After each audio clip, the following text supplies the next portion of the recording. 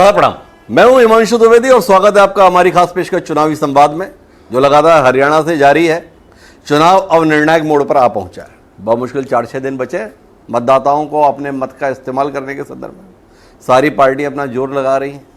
हरियाणा एक ऐसी धरती है जहां पर पार्टी के साथ साथ व्यक्ति भी बड़ा महत्वपूर्ण होता है। उसी क्रम में आज हम एक ऐसी शख्सियत के साथ बैठे हैं जिसने 2019 में व्यक्तिगत प्रदर्शन से राजनीतिक पंडितों को चौंकाया था। एक ऐसा चुनावी क्षेत्र जो केवल प्रदेश में नहीं बल्कि देश में पिछले 3 दशक से सुर्खियों का विषय रहता है। महम के साथ में ही महम 24 का भी जिक्र आ जाता है। ओम प्रकाश चौटाला, देवीलाल के राजनीतिक पराभव की कहानी या उत्थान की कहानी, जैसा भी समझे, महम के साथ जुड़ी हुई है। उस महम से 2019 के चुनाव में एक शख्स निर्दलीय चुनाव जीतने में तब सफल रहा जब कांग्रेस, बीजेपी, इनेलो, जजपा सब मैदान में अपने आप को आजमा रही थी। नाम उनका बलराज कुंडू है। 5 साल विधायक रहने के बाद बलराज कुंडू हरियाणा जनसेवक पार्टी के माध्यम से एक नई राजनीतिक लड़ाई शुरू करने की कोशिश में है। इस समय हम महम में हैं और हमारे साथ बलराज कुंडू जी हैं। तो बलराज जी, बहुत बहुत स्वागत आपका। जी नमस्कार, धन्यवाद हिमांशु जी। तो 2019 में चमत्कारिक प्रदर्शन करने वाले बलराज कुंडू जिस चमत्कार की उम्मीद के साथ में राजनीतिक दल गठित किए थे, अब जब चुनाव निर्णायक मौके पर है, उस कोशिश को क्या देख रहे हैं? देखिए, कोशिश करने से ही जो ना कामयाबी मिलती है जी। और एक पार्टी के रूप की जो आपने सवाल किया, बात करें तो हरियाणा जनसेवक पार्टी की चर्चा आज प्रदेश में है और ये शुरुआत है। एकदम से इतनी पार्टी के लिए उम्मीद करना कि मैं आज ये कहूँ कि मैं हरियाणा जनसेवक पार्टी से प्रदेश में मुख्यमंत्री की दौड़ में आ जाऊँ, तो आज नहीं तो अगले टर्नओवर में पक्का आएंगे जी। इसमें कोई दो राय नहीं है जी। आज हमारी सोच को, हमारे जनसेवा के संकल्प को प्रदेश के लोगों में एक सम्मान और उसके प्रति अच्छी सोच जरूर उभर कर सामने आई है। सोच तो निकल कर आई है। अगली बार में शायद मुख्यमंत्री के तौर पर देख लेंगे। इस बार मंत्री के तौर पर अपने आप को कहीं देख पा रहा है बलराज कुंडू? मैं तो एक बात जरूर कहता हूँ, मंत्री पद पाने के लिए मैं राजनीति में नहीं आया जी। मंत्री पद तो पिछले टर्नओवर में मुझे बीजेपी वाले दे रहे थे जी। लेकिन मैं अपनी जो एक विजन और सोच लेकर मैं राजनीति में आया हूँ जनसेवा का, उससे कंप्रोमाइज नहीं कर सकता मैं। मेरा उद्देश्य प्रदेश में ये लूट और झूठ और जो थोपे हुए उम्मीदवार पार्टी और नेता जनता पे थोपते हैं, उनके खिलाफ मेरी लड़ाई है। भाजपा में भी तो आपने ठीक ठाक समय बिताया था और आपने बता रहे हैं अभी इस बातचीत में कि भाजपा ने आपको मंत्री पद ऑफर किया था। कैसा हुआ जो भाजपा के मंत्री पद के ऑफर को बलराज कुंडू ने ठुकरा दिया? देखिए, भाजपा के मंत्री पदों की जो बात आप कर रहे हो जी, भाजपा के मंत्रियों की क्या औकात थी मुझे बताने की जरूरत नहीं, पूरा देश और प्रदेश सब जानते हैं जी। वहां तो 1 मैन आर्मी रही, 1 मैन आर्मी का ही सिस्टम है जी। मैं राजनीति में सेवा करने की सोच लेकर आया हूँ, पद और प्रतिष्ठा के लिए नहीं आया हूँ। इसलिए जिन कंडीशनल उनके जिस प्रकार की नीतियां भाजपा की रही हैं, उन नीतियों पे मोहर लगाने की मेरी आत्मा ने गवाही नहीं दी, इसलिए मैंने वो पद स्वीकार नहीं किया। आप बोल रहे हो भाजपा में 1 मैन आर्मी थी। वो 1 मैन आर्मी कौन थी? मनोहर लाल खट्टर थे या दुष्यंत चौटाला थे? देखिए, दुष्यंत चौटाला उनकी मजबूरी थी जी। उसको बर्दाश्त करना उनकी मजबूरी थी जी। क्योंकि सरकार उनकी वजह से चल रही थी। उसके अलावा दुष्यंत चौटाला के अलावा जो भी मंत्री या उनके लोग थे भाजपा के, उनकी क्या औकात और क्या हालात थे जी, ये किसी से छुपा हुआ नहीं है। तो क्या इसका मतलब है कि रणजीत चौटाला को जो 5 साल तक हम इस सरकार में मंत्री के तौर पर देखते रहे, वो बलराज कुंडू के इंकार की कृपा से आया हुआ पद था? रणजीत चौटाला का अरसे बाद भाग्योदय बलराज कुंडू की बदौलत हो पाया? नहीं, ये नहीं कहूँगा मैं बलराज कुंडू की बदौलत रणजीत सिंह को वो पद मिला जी, वो उनके भाग्य में लिखा था जी, और उनके साथ मैं तो जमीन से उठकर आया, जी, एक छोटे से परिवार से आया, वो एक किसान का बेटा, फौजी का बेटा था जी, चौधरी रणजीत चौटाला के पीछे एक बहुत बड़ा ब्रांड उनके नाम पे चौधरी देवीलाल का रहा, उनके सुपुत्र थे। मेरा ये मानना है उनको जो वो पद मिला वो चौधरी देवीलाल का बेटा होने के नाम पर दिया गया।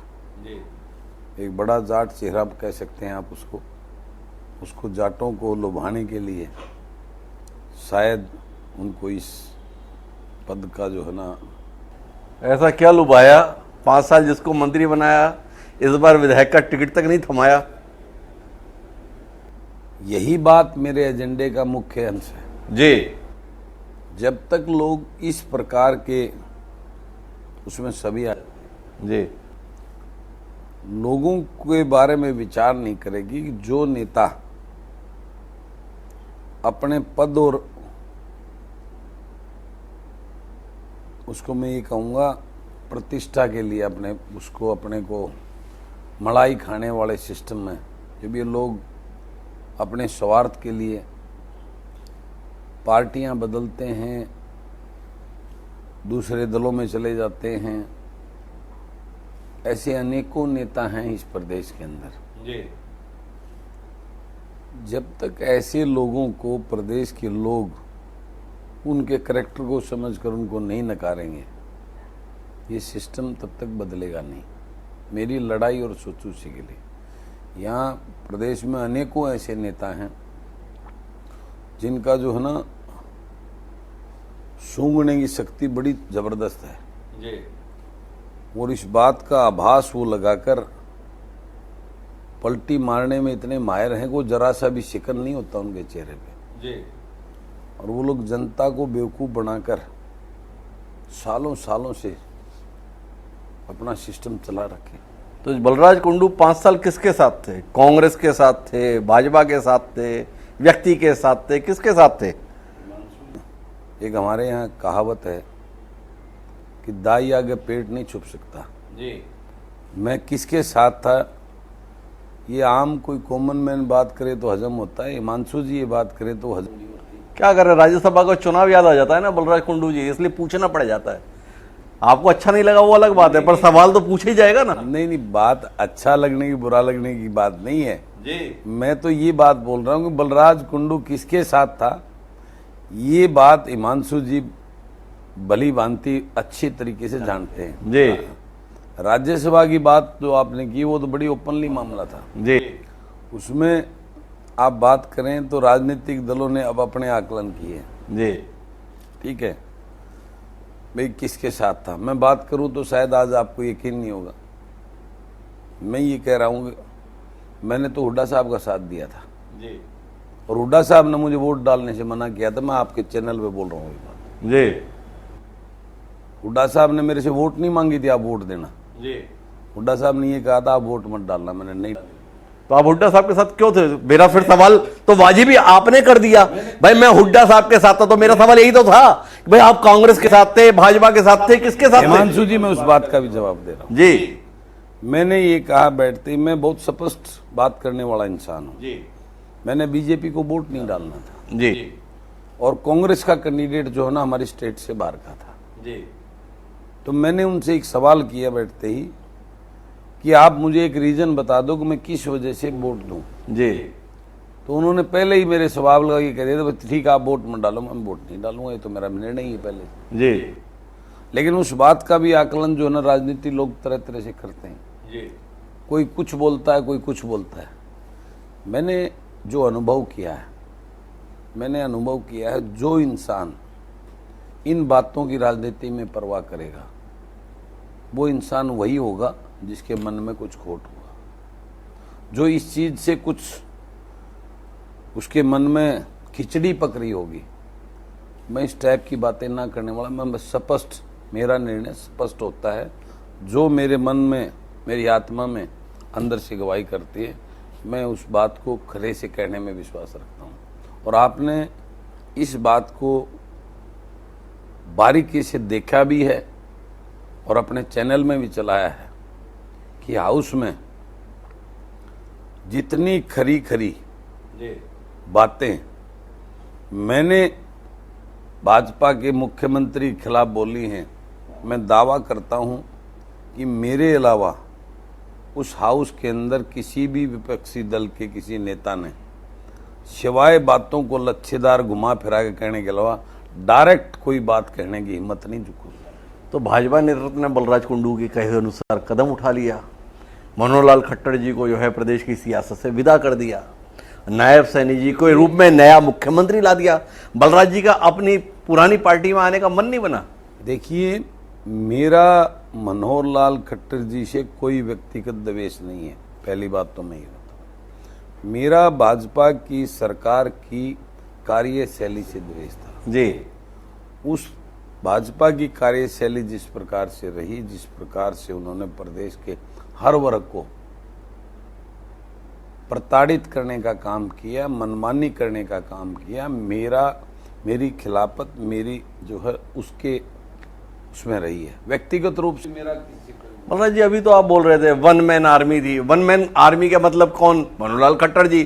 खट्टर जी 9.5 साल बाद बदल दिए गए। मैं वही बात का बोल रहा हूँ, मेरी वन मैन आर्मी उनकी कार्यशैली के खिलाफ थी। और वन मैन आर्मी में अभी भी बोल रहा हूँ कि वो वन मैन आर्मी थी जी। वो कार्यशैली उनकी थी या पीछे से कोई उनको जो है वो करता था, वो तो। पर भाजपा तो ये बताती है बलराज जी कि कमाल का काम 9.5 साल या 10 साल में भाजपा ने किया। भ्रष्टाचार की संस्कृति को खत्म कर दिया, बिना पर्ची बिना खर्ची नौकरी की नई संस्कृति विकसित कर दी, हर जरूरतमंद के लिए सरकार खड़ी हो गई। बलराज जी को ये दावे कितने सही लगते हैं? देखिए, इन दावों में कहीं कतई भी हो, हाँ मैं एक बात मानता हूं, एक बात कहता हूं, भाजपा ने बगैर खर्ची पर्ची की नौकरी दी। कौन सी दी? जी, डी ग्रुप की चपड़ासी की नौकरी जी। हमारे हाईली क्वालिफाइड बच्चों को, MA, BTech, MTech, PhD, MA बच्चों को ऑन रिकॉर्ड है जी।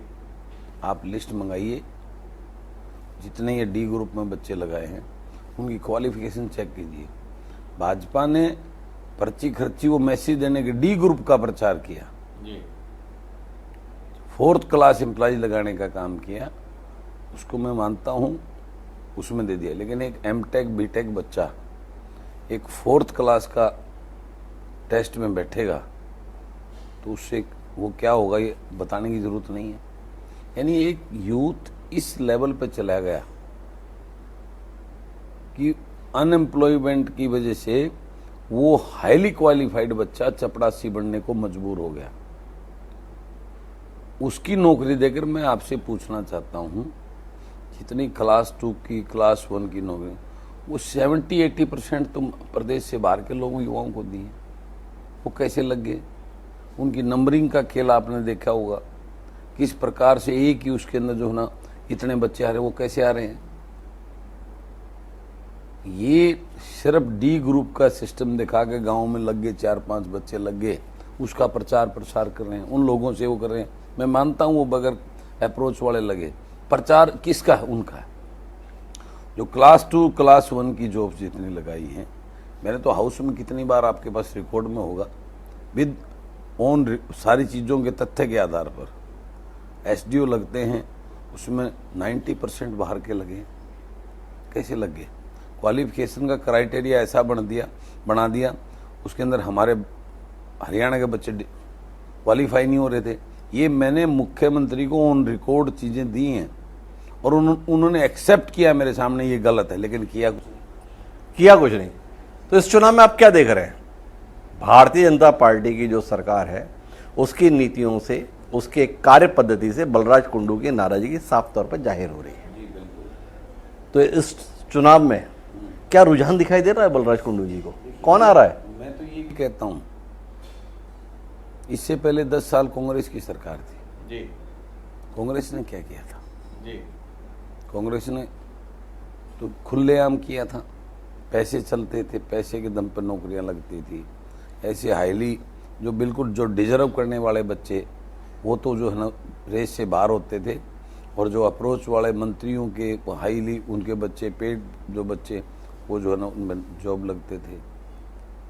लेकिन एक बात मैं फिर भी कहता हूं, भाजपा ने अपनी कार्यशैली से उस कांग्रेस को अच्छा जरूर कहलवा दिया जी, इसमें कतई कोई दो राय नहीं। मैं तो आपके चैनल के माध्यम से प्रदेश के लोगों को एक ही अपील करना चाहता हूं कि जब तक लोग खुद अवेयर नहीं होंगे, इस वोट की कीमत को नहीं पहचानेंगे और ये आकलन नहीं करेंगे कि जिसको आप वोट दे रहे हो क्या वो इस काबिल है कि उसको आप अपना प्रतिनिधि चुनें, जब तक लोग ये पार्टियों को देखकर, नेताओं को देखकर वोट देते रहेंगे भी ये तो हुड्डा साहब की पार्टी है, ये तो जो है ना खट्टर साहब की पार्टी है, ये तो बीजेपी है, ये अंधभक्ति जब तक नहीं छोड़ेंगे, कोई देवलाल के नाम पर जो अंधभक्ति करके इन परिवारों के प्रति, कोई कांग्रेस के प्रति, हुड्डा के प्रति, जो हुड्डा साहब के प्रति वो करता है, कोई जो है ना बीजेपी के प्रति जो है ना वो करके,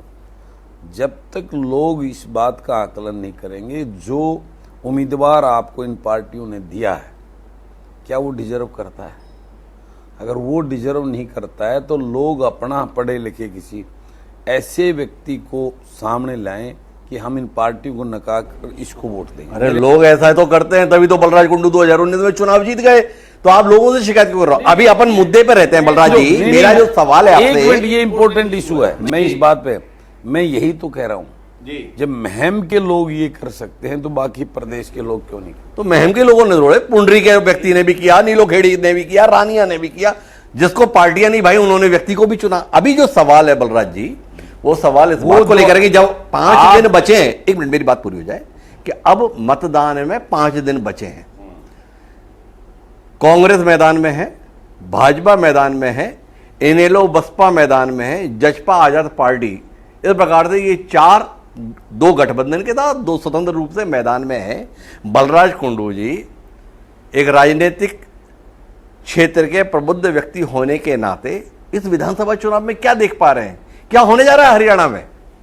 देखिए, हरियाणा में मैं इस बात से इनकार नहीं करता कि आज कांग्रेस का अपर हैंड है जी, लेकिन ये बात भी मैं आपको दावे के साथ कहता हूं, अब की बार पूर्ण बहुमत की सरकार किसी की नहीं आने वाली है जी। मेरा जो आकलन है, मेरे आकलन के हिसाब से जो 2019 का सिनेरियो था वो सिनेरियो उल्ट हो जाएगा अब की बार जी। उसमें पिछली बार कांग्रेस 30 पे थी, 31 पे थी, भाजपा 40 पे थी, वो सिनेरियो रिवर्स होके 2, 4, 5 ऊपर नीचे हो सकती हैं, 1-2 कांग्रेस की बढ़ जाए, 1-2 उसकी जो है ना बीजेपी की, उसके हिसाब से गड़बड़। लेकिन अब की बार निर्णायक भूमिका में जो बीच के 10-12 लोग आने वाले हैं उसमें बलराज कुंडू जैसे अजपा के लोग भी होंगे जी, उस पर इनेलो के लोग भी होंगे, कुछ और भी निर्दलीय साथी होंगे, वो निर्णायक भूमिका में होकर अब की बार जो है जिसकी भी सरकार बनेगी वो उन लोगों के पिछली बार के सिनेरियो की तरह ही सरकार बनेगी, इसमें कहीं कोई दो राय तो आपने कांग्रेस को बढ़त बता रहे हैं, भाजपा को पिछड़ता हुआ देख रहे हैं, हरियाणा में एक स्पष्ट जनादेश की सरकार नहीं देख रहे हैं, पर पिछली बार जो जननायक जनता पार्टी मुख्य भूमिका में आ गई थी, उस जननायक जनता पार्टी को भी क्या देख रहे हैं?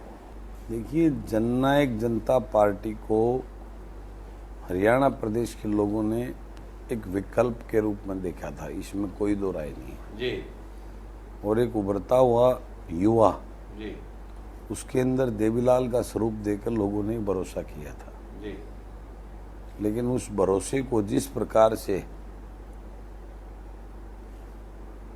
जजपा के नेताओं ने तोड़ने का काम किया, जी, सिर्फ एक सूत्री कार्यक्रम पर लगकर उन लोगों को भूल गए उस सत्ता की कुर्सी पर बैठ के, जिसकी वजह से आज अगर प्रदेश में देखें तो सबसे बुरा हाल किसी पार्टी का है तो वो जजपा पार्टी है जी। और उनकी इसी वजह से जो इनेलो बिल्कुल जीरो लेवल पे पहुंच गई थी, उसको अब की बार ऑक्सीजन मिलने वाली है जी। ये कड़वी सच्चाई राजनीतिक उसकी मैं आपको बता रहा हूं। तो लोग, आप एक बार तो झूठे सपने दिखाकर झूठी बात करके, अब यूथ आगे आ रहा है, यूथ अवेयर, यूथ जवाब मांगता है जी। यूथ सवाल करता है जी। आपके कार्यकाल की आपने क्या किया, ये यूथ। और आने वाले दिनों में तो आने वाला जो और यूथ होगा, 5 साल बाद की हम बात करेंगे, 5 साल के बाद आज जो वोटर नहीं है वो वोटर होगा और उसका अपना एक सोचने का जो है नजरिया यूथ का अलग होगा। तो आने वाले समय में ये इस प्रकार का सिस्टम नहीं चलेगा। सब पे अपन ने बात की, महम में क्या होने जा रहा बलराज जी? देखिए, महम में आज की डेट में सच्चाई ये है कि हम नंबर 1 पे हैं जी। और हमारे नंबर 2 में हमारे साथ में जो है वो कांग्रेस के प्रत्याशी वो बलराम डांगी हैं जी। बाकी किसी का यहाँ पे कोई वजूद नहीं है जी। तो बलराज कुंडू इस आकलन पे हैं कि महम से वो चुनाव जीतने जा रहे हैं, महम से हम बड़े मार्जिन के साथ चुनाव जीतने जा रहे हैं। तो अब सवाल आ गया इस पे, वो भाजपा ने मंत्री पद का ऑफर दिया था, बलराज कुंडू ने ठुकरा दिया था। हरियाणा में स्पष्ट जनादेश की सरकार नहीं आ रही है, मदद लगेगी, कांग्रेस का प्रस्ताव स्वीकार करने के लिए तैयार है बलराज कुंडू? बिल्कुल, हम अपनी शर्त पे जी, क्योंकि बलराज कुंडू राजनीति में कुछ करने का जज्बा लेकर आया है जी। और मैं आपके सामने बता दूं, मुझे एमएलए बनने के लिए मेरी सोच और मेरा विजन नहीं है जी। एमएलए तो मुझे कांग्रेस टिकट दे रहे थे हुड्डा साहब जी, मैं घर बैठा बन जाता जी, और बहुत बड़े बहुमत से बन जाता, शायद हुड्डा साहब से ज्यादा मतों से जीत जाता मैं एमसी कांग्रेस की टिकट पे जी। लेकिन मेरा विजन ये नहीं है कि एमएलए बनना है जी। मैं अपने लोगों के लिए कुछ करना चाहता हूँ और ईमानदारी के साथ, ताकत के साथ अपनी आवाज़ को उनके लिए बोल सकूँ। इसलिए मैं किसी पार्टी का गुलाम नहीं बना जी। मैं कांग्रेस पार्टी में रहता, मुझे सारी पार्टियों की ऑफर थी जी। कांग्रेस में रहता तो शायद मुझे जो है ना इन्हीं के जयकारे लगाने पड़ते, मैं उनके सामने बोल नहीं पाता जी। ऐसे ही बीजेपी का भी मेरे ऊपर पूरा ऑफर था जी।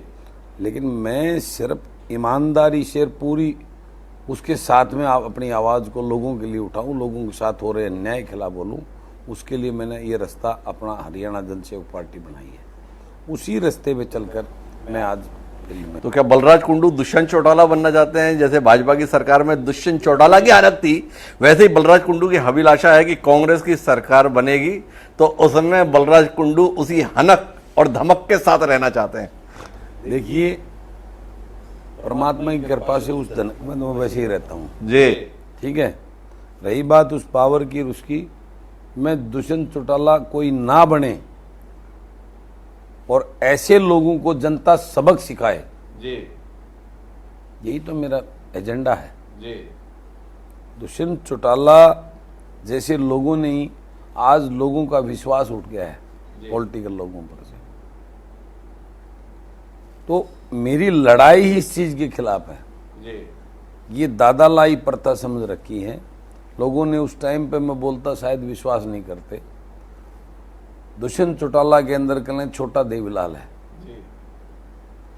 वो वंश में चौधरी देवीलाल की सोच में, दुष्यंत चौटाला की सोच में तो उसके सामने रख के जीरो भी नहीं है वो जी। इसी चीज को लोगों को अवेयर करने के लिए इस प्रथा को जब तक आप खत्म नहीं करोगे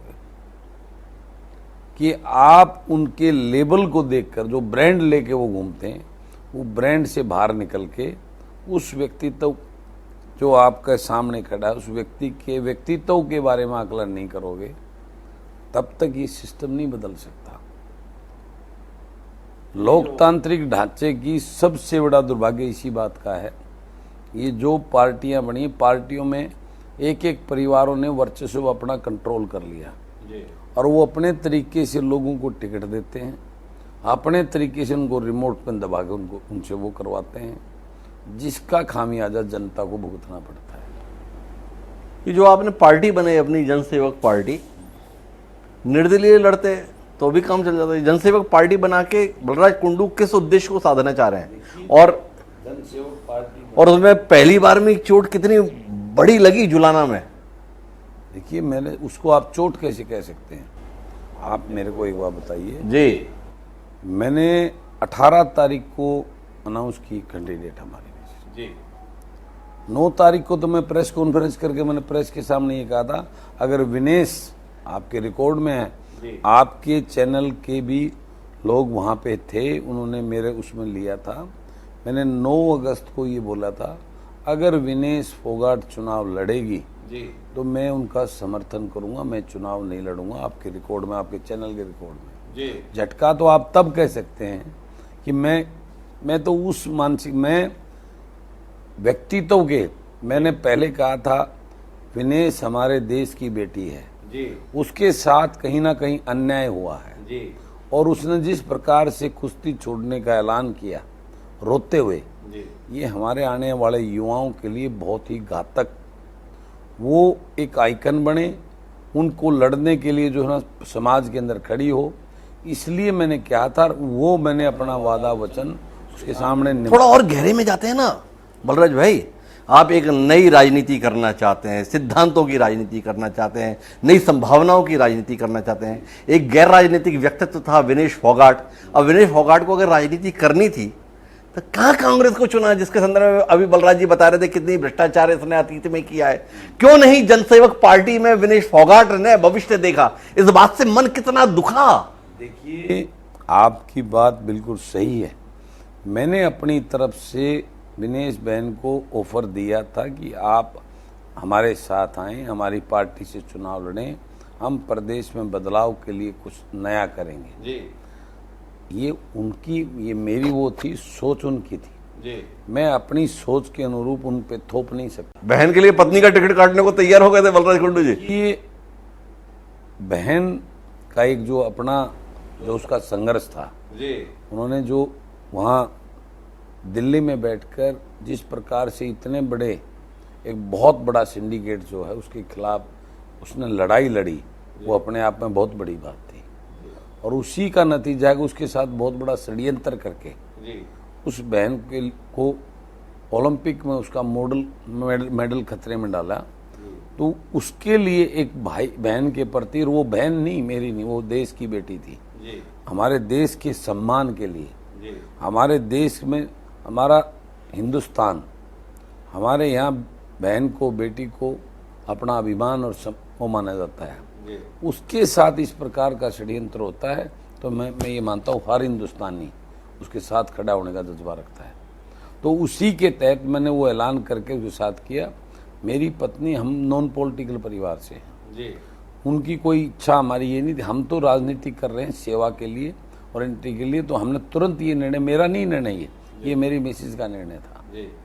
उन्होंने कहा कि विनेश आगे आएगी, हम विनेश की सपोर्ट करेंगे, विनेश के सामने हम चुनाव नहीं लड़ेंगे। हमने तो मीडिया को 9 दिन पहले इस बात को जो है ना मीडिया के सामने वो चीज़ें कर ली थी। विनेश को हमने ऑफर दी, हमारे साथ आके हम प्रदेश के लिए लड़ाई लड़ें, आप वो कांग्रेस की टिकट ली, वो उनकी सोच थी, वो उनकी सोच थी। तो अपन आखिरी दौर की बातचीत पे आते हैं। 2019 में बलराज कुंडू महम से अप्रत्याशित परिणाम देने में कामयाब रहे। अब 5 साल बाद फिर चुनाव है। इन 5 साल में बतौर निर्दलीय विधायक ऐसा क्या कर पाए बलराज कुंडू, जिसके चलते बलराज भाई बड़े आत्मविश्वास के साथ कह रहे हैं मैं फिर आ रहा हूं? देखिए, बलराज कुंडू क्या कर पाए? बलराज कुंडू अपने खुद के सिस्टम से, बलराज कुंडू ने जो किया, मेरा ये दावा है अगर हिंदुस्तान में एक भी पॉलिटिशियन को इस प्रकार का मिल जाए आपको जी। बलराज कुंडू ने बेटियों को जो मैंने संकल्प लिया उनको एजुकेशन देने का, मैं जब एमएलए बना, जब महम के अंदर 9 बस चलती थी, एमएलए बनने के बाद हर साल जो उन बेटी बहनों की डिमांड आई, मैंने वो आज वो 18 बस चलती हैं। बलराज कुंडू के दरवाजे पे कोई गरीब अपनी बेटी के शादी का जाता है, बलराज कुंडू ने उसके घर पे जाके उसकी पूरी मदद की है। बलराज कुंडू के घर पे कोई ना, इस सरकार ने आयुष्मान कार्ड बना रखे हैं, उस आयुष्मान कार्ड को कोई नहीं पूछता। वो गरीब अपने पेशेंट को लेके दरवाजे पे उनके चक्कर काटता, कोई उसका इलाज नहीं करता कोई प्राइवेट हॉस्पिटल वाला, क्योंकि सरकार उस आयुष्मान कार्ड की पेमेंट उन हॉस्पिटल को नहीं कर रही, कौन करेगा। लेकिन बलराज कुंडू के पास अगर कोई इस प्रकार से कोई आया है, आज तक का रिकॉर्ड है, और ऐसे इतने केस आपको महम में मिल जाएंगे। बलराज कुंडू के उस चलते फिरते कार्ड ने उसका इलाज कराया है तुरंत, प्रायोरिटी बेस पे। बलराज कुंडू ने आज मेरे हलके में किसी गरीब का कोई पशुधन का या खेत में कोई नुकसान हो गया है तो सरकार तो मुआवजा जैसे दे रही है, लोगों को पता है, सिर्फ बातें करती हैं। बलराज कुंडू ने तुरंत उसके घर पे जाके अपनी तरफ से उस गरीब की मदद करने की, उसका जो ना उसके कंधे पे हाथ रखने का काम किया है। बलराज कुंडू मैं मानता हूँ कि मैं विपक्ष के तौर पे विधायक रहा, 3 महीने के बाद ही मेरी उनकी विचारधारा, उनकी कार्यशैली से मैं अपने आप को मैच नहीं कर पाया, तो मैंने उनके खिलाफ आवाज़ उठाना है।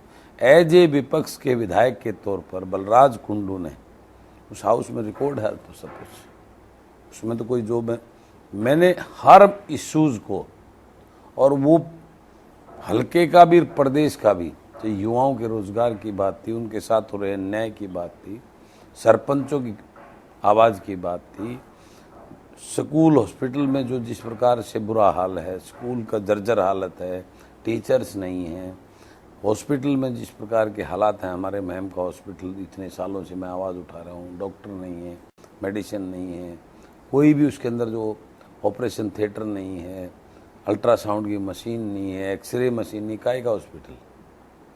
हर चीज़ को, हर उस इशू को जो मेरे महम की रिक्वायरमेंट थी, मेरे से सीवरेज का सिस्टम की बात है, पानी पीने की बात है, खेतों में नहरी पानी की बात है, जल भराव की बात है, डेवलपमेंट की बात है, कोई एक भी ऐसा इशू नहीं होगा जिसने एक विधायक के तौर पर, जो विधायक की ड्यूटी होती है, उस हाउस में और सरकार के सामने उन इशूज़ और मुद्दों को ना रखा हो। मैंने हाउस में बार बार ऐसे काम जिसके लिए मैंने उनको मजबूर किया है, सरकार को वो काम कराने पड़े। 30% काम तो जो हैं मैंने मजबूर करके वो डेवलपमेंट सरकार को मजबूर किया, ऑन रिकॉर्ड है वो चीज़ें, और यहाँ के स्थानीय नेताओं ने उसका गुणगान किया कि हम करा के लाए, ऑफिशियल फाइल लेटर सब कुछ। तो बलराज कुंडू का जो ये आक्रामक तेवर रहता है, सरकार विरोधी तेवर रहता है, इसी कारण इलाके के विकास पे कोई विपरीत प्रभाव तो नहीं पड़ता? पता चला कि तेवर बलराज कुंडू जी दिखा रहे हैं और भुगत इलाके की जनता रही है। नहीं, मेरा आज अब महम में है जी, आज महम में मेरे गांव में देखिए, आज सड़क की अगर बात करें तो 4-5 पॉइंट के सड़क, मेरे सड़क के जो टुकड़े हैं जो खराब हैं, लाखड़ माजरा है, बहू में है, एक निंदाना उसकी रोड है, 1-2 रोड, 4-5 रोड्स को छोड़ के आज मेरे जो बीजेपी के विधायक हैं, जो जेजेपी के विधायक, सरकार से समर्थित विधायक थे, आप मेरा आकलन कर लें, उनसे बेहतर जो है ना मेरे महम की रोड मिलेगी। पीने के पानी के ऊपर जो पैसा खर्च करवाया है, जो बीजेपी जेजेपी के विधायक, उनसे ज़्यादा पैसा मैंने यहाँ पे लाने का काम किया। सरकार को बार बार हाउस में भी वैसे भी मिल के मैंने उस लेवल पे जाके जो है ना उसको फॉलो किया कि उसको सरकार को मजबूर किया काम कराने। ये तो आप कंपेनी तो बातें करने वाली सरकार है। मेरे बाजू भवानी खेड़ा बीजेपी का विधायक है, वो अब बाद में मंत्री भी बना, और आप तुलना कर लीजिए बीजेपी की। तो कुल मिला के तुलना कर लीजिए। तो आखिरी सवाल करता हूं आपसे, आपने अपना मुकाबला बताया कांग्रेस के साथ, पर मुकाबला नहीं, पर आपकी पुरानी पार्टी मतलब भारतीय जनता पार्टी सेलिब्रिटी को आपके खिलाफ मैदान में उतारी है। कबड्डी टीम के कप्तान होते थे हुड्डा जी, वो आपके खिलाफ मैदान में, सेलिब्रिटी बड़ा माहौल बना देती है। घबराए तो नहीं है बलराज जी? आपकी पुरानी पार्टी आपके साथ क्या करने जा रही है? देखिए, मेरी पुरानी पार्टी की आप बार बार बात कर रहे हैं, मेरी एक विचारधारा के साथ थी, मैं किसी पार्टी का गुलाम नहीं हो सकता जी। मैं अपनी अंदाज और अपनी सोच से चलता हूँ जी, और मैं पार्टी में रहता तो उस पार्टी में मेरे को मंत्री पद मैंने पहले बताया ऑफर थी, और भी बहुत कुछ था जी। मैं चाहता तो गोपाल कांडा की तरह, मैं नाम ले रहा हूँ आपके चैनल के ऊपर, मैं भी वहाँ CLU लेके लाइसेंस लेके बड़ी बड़ी संपत्तियाँ कमा सकता था। मैं उस सोच का इंसान नहीं हूँ।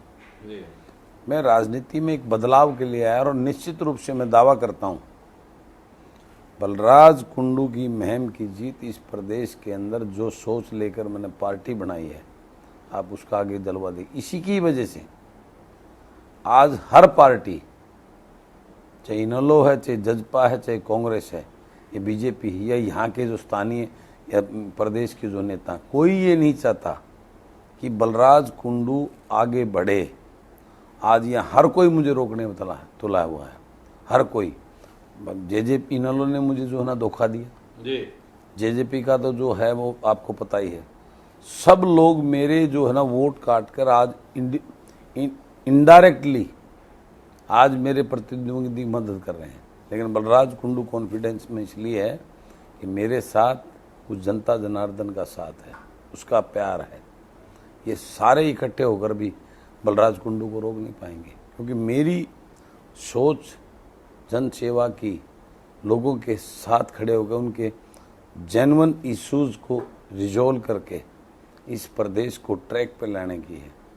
मेरे युवाओं का जो भविष्य आज अंधकार में है, अनएम्प्लॉयमेंट की वजह से आज वो नशे और अपराध की तरफ जा रहा है, उनके प्रति मेरे दिल में एक दर्द है, टीस है, उनको ट्रैक पर लाने की।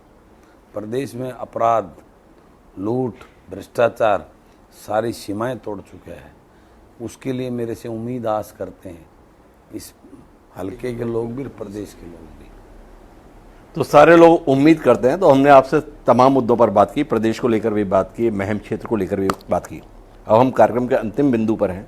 क्या कुछ कहना चाहेंगे जनता टीवी के माध्यम से हरियाणा की जनता को, जन सेवक पार्टी के प्रमुख बलराज कुंडू जी? आप हैं और जनता है। मैं आपके चैनल के माध्यम से इस प्रदेश के लोगों को यही निवेदन और प्रार्थना करना चाहता हूं कि आप जब तक अपने प्रतिनिधियों के व्यक्तित्व का आकलन नहीं करेंगे, वो इस काबिल है कि नहीं, वो डिजर्व करता है कि नहीं, तब तक ये पार्टी और नेता अपने गुलामों को टिकट देते रहेंगे, आपके ऊपर थोपते रहेंगे। जिस दिन आपने आकलन, बलराज जैसे महम के लोगों ने आकलन किया और यहाँ उन सब को नकार कर एक अच्छी सोच के और उनके अपना जो उनके लिए कुछ करने का जज्बा रखता है, बलराज कुंडू को चुनकर भेजा। जब प्रदेश के पूरे प्रदेश के लोग इस प्रकार की सोच के साथ, ये जो परिवार में बैठे हैं, पहले उनका दादा टिकटार्थी था, फिर उनका बेटा हो गया, उनका पोता आ गया, इस प्रथा को ख़त्म करना। ये ज़रूरी नहीं है किसी का दादा बहुत अच्छा इंसान था, उसका पोता भी जो है ना अच्छा इंसान, अच्छी सोच का होगा। एक ऐसे गरीब परिवार से, ऐसे किसान परिवार से, मजदूर परिवार से कोई नया युवा हाईली अच्छा पढ़ लिख कर अच्छी सोच के साथ राजनीति में आना चाहता है, लेकिन इन राजनीतिक नेताओं ने उनको कभी आगे आने नहीं दिया अच्छी सोच को। तो जनता को इस बात को सोचकर, इस बात पे विचार करके पार्टी और नेताओं को छोड़कर उस जो आपके बीच में वोट मांगने आया ना, उसके व्यक्तित्व का आकलन करना होगा, वो डिजर्व करता है कि नहीं। जब डिजर्व करने वाले कैंडिडेटों को आप सपोर्ट करेंगे, मेरा ये दावा है हर पार्टी जनता की उस बात को भांपते हुए अच्छे लोगों को टिकट देकर आपके बीच में भेजेगी, और तभी ये प्रदेश और आपके बच्चों का भविष्य सुनिश्चित और सुरक्षित होगा। तो महम से निर्दलीय विधायक रहे और हरियाणा जन सेवक पार्टी के प्रमुख बलराज कुंडू आत्मविश्वास से लबरेज है। उनको यकीन है कि एक बार फिर महम की जनता उन्हें इस विधानसभा क्षेत्र से चुनकर चंडीगढ़ भेजेगी। इस विधानसभा चुनाव के संदर्भ में उन्हें लगता है कि बदलाव के बयार है। भाजपा जा रही है, कांग्रेस आ तो रही है पर स्पष्ट तौर पर नहीं आ रही है।